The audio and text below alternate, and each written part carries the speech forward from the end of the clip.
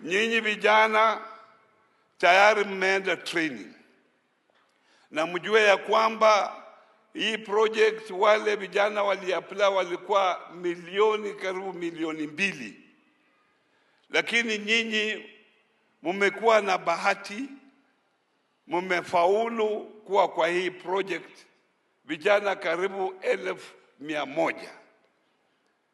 Hiyo ni bahati ya Mwenyezi Mungu ambayo nyinyi mchukue hiyo nafasi ya kufanya biashara vile mmefundishwa, na muendeleshe. Miaka zijazo tutakuwa na mamilionea na mabilionea kutoka kwa nyinyi wananchi, kama nyinyi mtakuwa na bidii vile rais amesema, mmejituma, lakini paka muwe na bidii. Bidii ni kitu ya maana.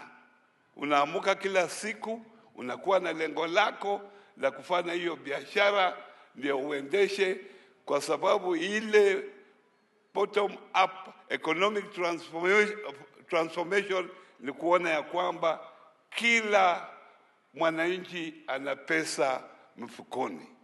Na hii project iko katika Kenya mzima. Kwa hivyo rais, tunakushukuru kwa hii project. Ni maoni yetu katika wizara kuona ya kwamba hata mwaka ujao wale vijana ambao hawakupatika nao wapaatike mwaka ujao na waendeleshe katika hii project.